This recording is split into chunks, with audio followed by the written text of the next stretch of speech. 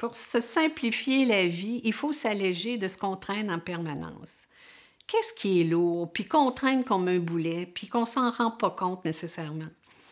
On se plaint de manquer de temps, on se plaint de manquer d'argent, d'être débordé, de travailler fort, d'être toujours occupé, mais on ne remet jamais en question nos priorités, puis on ne remet jamais en question qu'est-ce qui est important pour nous.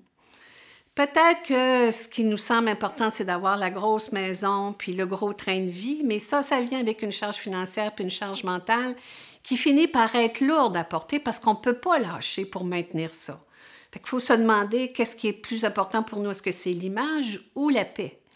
On peut se contenter d'une maison plus modeste puis vivre plus en paix, plus simplement.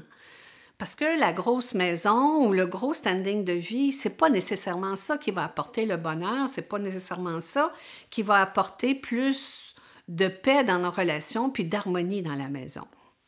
Une des choses qui alourdit le plus notre quotidien, c'est le cellulaire, parce qu'on passe un temps fou là-dessus. Parmi les choses qui alourdissent notre vie aussi, il y a toutes les relations toxiques ou les vieilles relations qu'on traîne par habitude puis qu'on se force à voir, même quand ça ne nous tente pas. Il y a tout ce qui s'appelle les obligations, les conditionnements, les croyances, les traditions qu'on se sent obligé de maintenir, mais qui finalement finissent par être lourdes à porter constamment. L'impression d'avoir l'obligation de répondre à tout vient aussi alourdir notre charge. C'est-à-dire qu'on dit oui aux invitations, on se sent obligé de répondre à ce qui se passe sur les réseaux sociaux, on se tient au courant de toutes les nouvelles, on veut tout savoir, on a peur de manquer quoi que ce soit. Ça devient très, très lourd à porter. Puis en plus, on se rajoute des formations pour pouvoir s'améliorer, puis avoir peut-être une promotion. Puis finalement, on se ramasse avec une charge de travail, puis surtout une charge mentale qui vient alourdir le tout. Puis on perd la joie, puis on perd le plaisir qu'on avait à faire les choses qui nous tenaient à cœur. Bien justement, pour simplifier la vie puis l'alléger, il faut se débarrasser de tout ce qui nuit à notre paix de l'esprit. La première chose à faire, c'est d'identifier régulièrement c'est quoi nos priorités.